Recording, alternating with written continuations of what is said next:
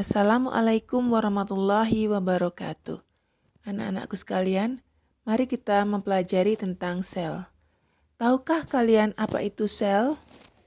Tahukah kalian bahwa telur ayam yang belum dibuahi merupakan sel yang berukuran terbesar di dunia? Nah, sekarang mari kita pelajari lebih jauh tentang sel.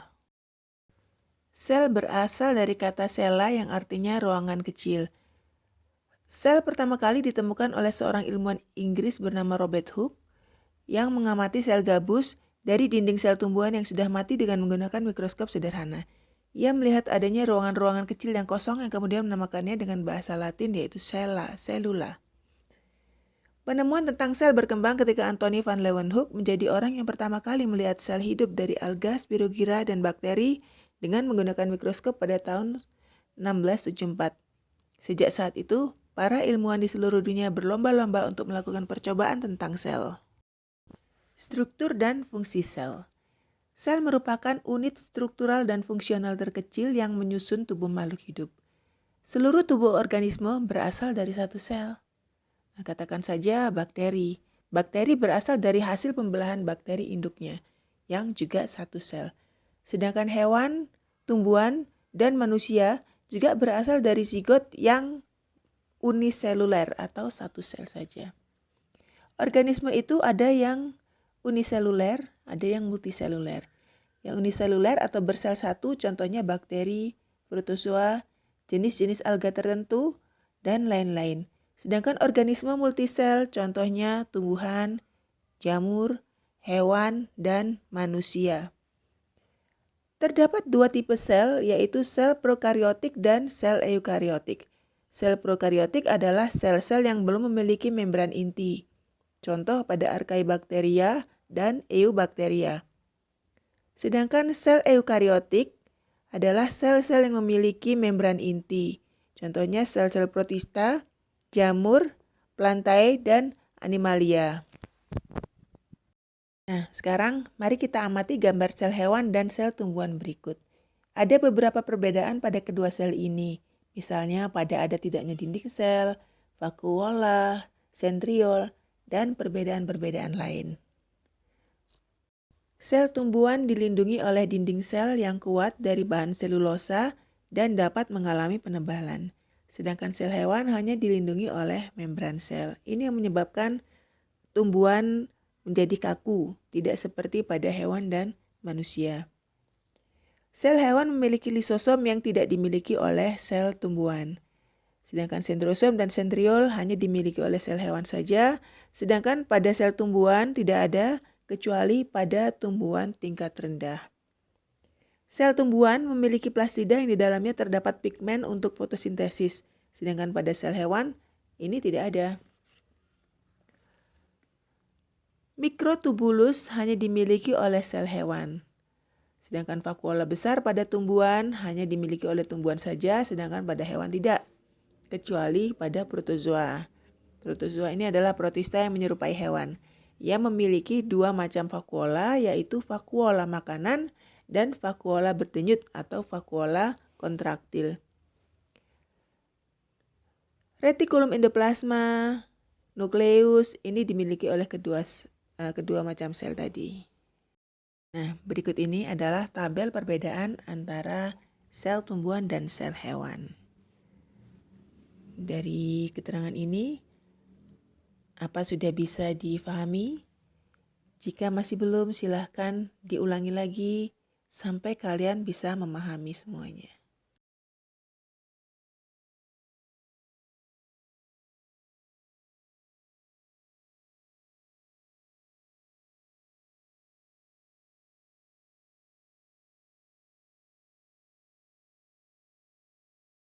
Di awal saya sudah menjelaskan bahwa terdapat dua tipe sel, yaitu sel prokariotik dan sel eukariotik. Prokariotik ini berasal dari kata pro dan kariot.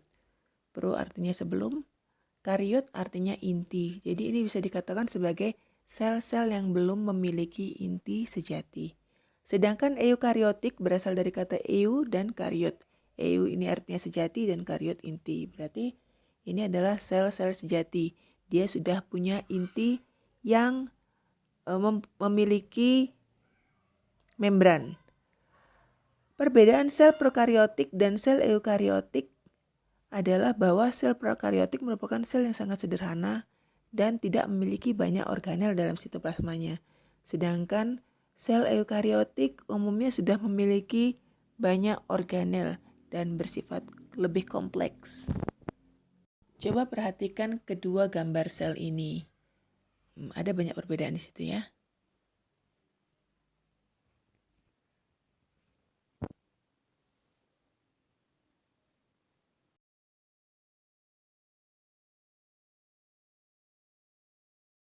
Perhatikan tabel perbedaan sel prokariotik dan eukariotik ini.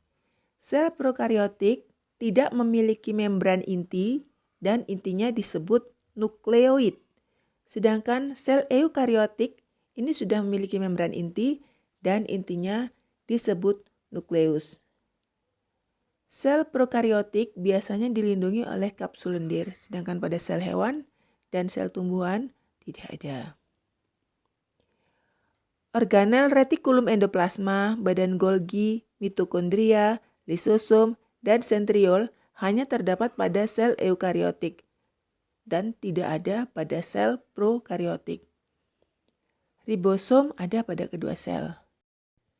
DNA inti pada sel prokariotik berbentuk sirkuler atau berbentuk cincin. Ini juga yang menyebabkan dia tidak terpencar di dalam sitoplasma walaupun tidak terdapat membran yang melindungi. Sedangkan pada sel eukariotik, DNA-nya berupa pita spiral ganda atau double helix yang terdapat dalam inti, mitokondria, dan kloroplas. Pada sel eukariotik, organelnya banyak dan lengkap.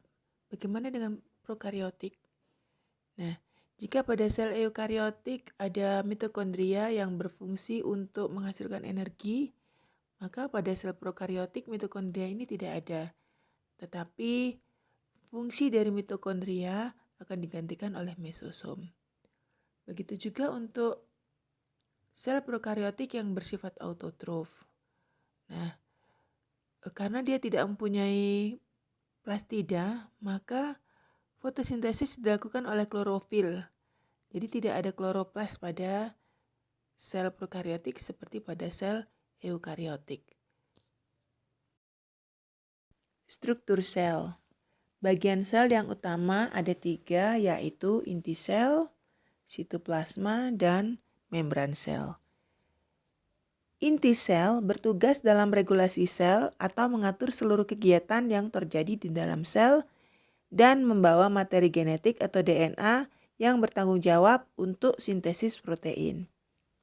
Sitoplasma adalah tempat terjadinya berbagai reaksi biokimia dan juga sebagai tempat organel-organel sel berada. Membran sel ini memiliki 3 tugas pokok, yaitu tugas proteksi, transportasi, dan sebagai reseptor. Tugas proteksi adalah untuk melindungi isi sel. Transportasi adalah sebagai pengatur keluar masuknya zat, sedangkan reseptor khusus untuk menerima rangsang.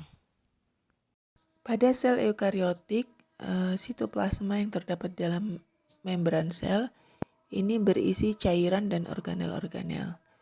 Cairannya terdiri atas 85% air, sedangkan 15% zat lain. Zat lain ini 10%-nya adalah protein, sekitar 2% adalah lemak, 1% karbohidrat, dan 1% asam nukleat. Nah, sekarang coba kalian amati tabel struktur dan fungsi organel sel. Yang pertama adalah organel sel yang disebut retikulum endoplasma. Retikulum endoplasma atau biasa disebut RE ini merupakan saluran berkelok-kelok yang menempel pada membran nukleus. Ada 2 jenis RE, yaitu RE kasar yang banyak memiliki ribosom dan RE halus. RE kasar berfungsi dalam transportasi protein yang dihasilkan oleh ribosom, sedangkan RE halus bertugas untuk mensintesis lemak. RE kasar yang berfungsi dalam transfer protein akan mengirimkan protein menuju badan Golgi. Nah, nanti oleh badan Golgi protein yang dihasilkan itu akan dikemas dalam vesikel-vesikel dan nanti akan disegregasikan. Organel sel yang kedua adalah ribosom. Di sini ribosom fungsinya adalah menghasilkan protein melalui sintesis protein. Nah, untuk proses sintesis protein ini akan dijelaskan lebih lanjut di kelas 12 nanti. Organel sel yang ketiga adalah sentriol. Nah, sentriol ini hanya ada pada sel hewan dan berfungsi dalam pembelahan sel. Selanjutnya adalah peroksisom. Peroksisom ini adalah organel yang menyerupai kantong berbentuk agak bulat, mengandung butiran kristal dan diselubungi membran tunggal. Berbeda dengan organel lain ya, yang semuanya memiliki membran ganda. Peroksisom mengandung enzim oksidase dan enzim katalase yang berfungsi untuk memindahkan hidrogen dari suatu substrat agar dapat bereaksi dengan oksigen dan menghasilkan hidrogen peroksida sebagai produk samping. Karena itu organel tersebut dinamakan peroksisom. Hidrogen peroksida yang terbentuk bersifat racun tetapi akan diubah oleh enzim katalase yang juga dihasilkan oleh peroksisom menjadi air dan oksigen.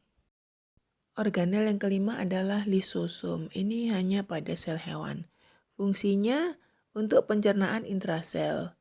Lisosom ini menghasilkan enzim hidrolitik yang akan menghancurkan senyawa yang tidak dibutuhkan atau yang bersifat membahayakan, atau juga untuk menghancurkan organel-organel yang sudah tua, yang sudah tidak dipakai lagi, dan nanti bahannya akan diubah untuk membentuk bagian-bagian sel yang baru.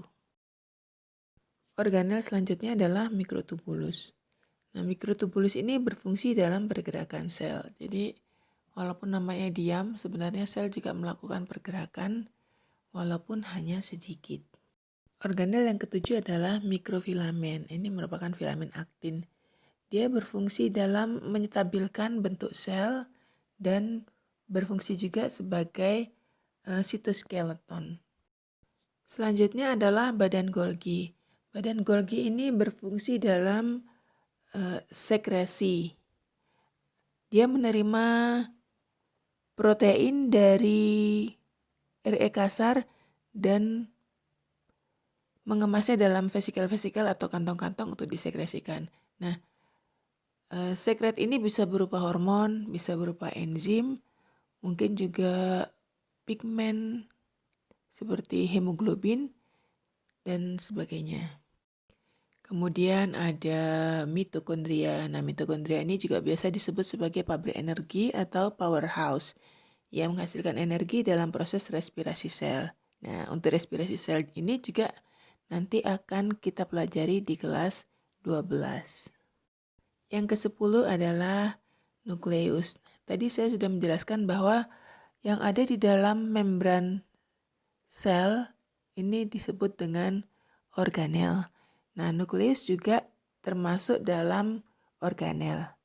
Tugasnya adalah untuk regulasi sel dan mengatur proses sintesis protein. Nah, yang terakhir adalah membran sel. Membran sel ini akan ada pembahasan lain ya, karena dia berfungsi sebagai proteksi, kemudian dia berfungsi dalam hal transportasi, dan penerima rangsang atau reseptor. Karena salah satu fungsi dari membran sel adalah fungsi transportasi, maka nanti kita akan pelajari juga apa sih yang terjadi dalam proses transportasi transmembran atau transportasi melewati membran sel itu. Nah, sekarang coba amati gambar berikut. Gambar ini adalah gambar struktur membran sel atau membran plasma. Membran sel ini adalah lapisan tipis dengan ketebalan sekitar 8 nanometer yang membatasi isi sel dengan lingkungan di sekitarnya. Membran ini bersifat selektif permeabel atau semi permeabel karena hanya dilewati oleh ion, molekul, dan senyawa-senyawa tertentu. Membran plasma tersusun dari bahan lipid atau fosfolipid, protein, dan karbohidrat. Model strukturnya seperti ini ya. Disebut lipid bilayer atau lipid dua lapis karena memang terdiri dari dua lapis lemak.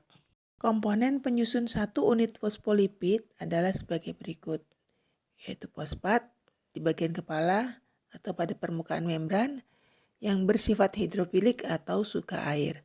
Kemudian asam lemak di bagian ekor atau kaki yang tersembunyi di dalam membran dan bersifat hidrofobik atau tidak suka air. Bagian luar dan dalam sel banyak mengandung air. Nah, dengan adanya bagian lipid yang hidrofobik ini, air tidak bisa bebas keluar masuk dalam sel. Tetapi sel juga butuh zat-zat tertentu yang berasal dari luar atau mungkin butuh mengeluarkan zat-zat yang harus dikeluarkan dari dalam sel. Maka fungsi transportasi ini dilakukan oleh protein. Di sini ada dua macam protein, yaitu protein integral yang menembus lipid bilayer dan protein perifer yang melekat di permukaan membran. Interaksi sel baik dengan sel lainnya maupun dengan lingkungan sangat dibutuhkan untuk mempertahankan kelangsungan hidup sel tersebut. Interaksi sel dilakukan dengan cara transport melalui membran plasma. Transport zat melalui membran dapat dibedakan menjadi dua jenis, yaitu transport aktif dan transport pasif. Transport pasif merupakan transportasi sel yang dilakukan melalui membran tanpa membutuhkan energi. Transport pasif terjadi karena adanya perbedaan konsentrasi antara zat yang berada di dalam sel dengan zat yang berada di luar sel. Transport pasif meliputi difusi dan osmosis. Difusi adalah proses pergerakan partikel, molekul, ion, gas atau cairan dari konsentrasi tinggi ke konsentrasi yang lebih rendah hingga tercapai suatu keseimbangan.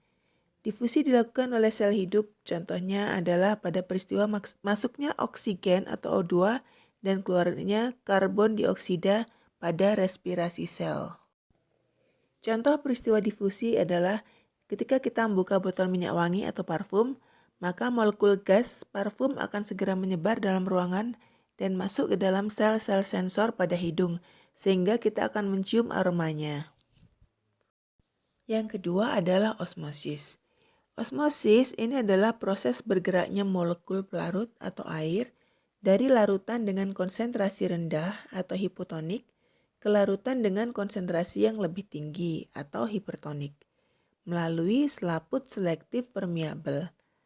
Larutan hipotonik memiliki konsentrasi zat terlarut yang lebih rendah dibandingkan pelarut, sedangkan larutan hipertonik memiliki konsentrasi zat terlarut lebih tinggi dibandingkan pelarut.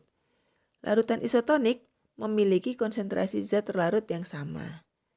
Osmosis sebenarnya merupakan difusi, tetapi yang berpindah adalah air karena dia harus melewati membran selektif permeabel sehingga terjadi keseimbangan antara dua larutan yang berbeda konsentrasinya. Bagaimana proses osmosis pada sel tumbuhan dan sel hewan? Coba kalian amati gambar berikut. Gambar yang atas adalah gambar sel hewan. Ini sel darah merah. Ketika sel darah merah dimasukkan ke dalam larutan yang hipertonik, maka cairan dalam sel akan keluar sehingga terjadi krenasi. Tetapi ketika sel dimasukkan ke dalam larutan yang hipotonik, maka larutan dari luar sel akan masuk ke dalam sel sehingga terjadi lisis.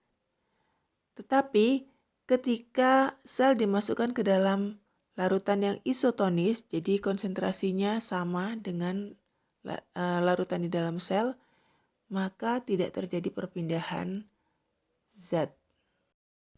Keluarnya cairan dari dalam sel hewan ini akan menyebabkan sel hewan mengalami krenasi atau mengkerut. Bagaimana dengan sel tumbuhan? Nah, kita lihat ya.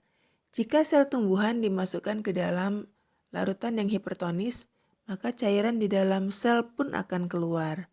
sehingga membran plasma akan terlepas dari dinding sel. Peristiwa ini disebut dengan plasmolisis. Jika sel ini dimasukkan ke dalam larutan yang hipotonis, maka larutan dari luar akan masuk ke dalam sel. Nah, di sini terjadi turgid. Turgid adalah kondisi di mana tekanan turgor dalam sel tumbuhan tinggi. Nah, di sini tidak terjadi lisis karena terdapat vakula yang menjaga keseimbangan tekanan turgor di dalam sel. Sedangkan sel tumbuhan yang dimasukkan ke dalam larutan yang isotonis ini sama seperti pada sel hewan, tidak akan terjadi perpindahan larutan atau perpindahan zat. Plasmolisis pada sel tumbuhan dapat terjadi ketika tumbuhan diberi pupuk dalam jumlah yang terlalu banyak. Nah, mungkin kalian pernah melihat ya, tumbuhan yang diberi pupuk terlalu banyak dia akan mengalami kering, layu. Nah, ini tandanya terjadi plasmolisis pada sel-sel tumbuhan tersebut. Sedangkan jika dia disiram dengan air yang banyak, maka akan terjadi turgid. Biasanya daun-daunannya akan nampak lebih kaku dan segar. Selanjutnya adalah transport aktif. Transport aktif adalah transport zat melalui membran yang melawan gradien konsentrasi, yaitu dari konsentrasi rendah ke konsentrasi yang lebih tinggi, sehingga memerlukan energi. Energi yang diperlukan berupa ATP atau adenosin trifosfat. Transport aktif meliputi pompa ion, kotranspor, endositosis, dan eksositosis. Contoh transport aktif adalah pompa ion natrium kalium pada sel hewan. Sel hewan memiliki konsentrasi ion K+ lebih tinggi dan ion natrium plus jauh lebih rendah dibandingkan dengan lingkungan. Membran sel hewan mempertahankan konsentrasi ion melawan gradien konsentrasi dengan memompa ion Na+ keluar dan ion K+ masuk ke dalam sel. Kemudian ada eksositosis dan endositosis. Eksositosis dan endositosis adalah transport partikel dan molekul besar melalui pelipatan membran plasma atau pembentukan vesikula. Yang berbeda adalah arah. Di sini dulu materi saya hari ini. Masih banyak hal yang bisa kalian pelajari mengenai sel, maka tetaplah belajar, banyaklah membaca buku, atau mencari sumber-sumber lain dari internet dan sebagainya. Tetap semangat dalam kondisi pandemi seperti ini dan berdoa semoga kita tetap diberikan kesehatan.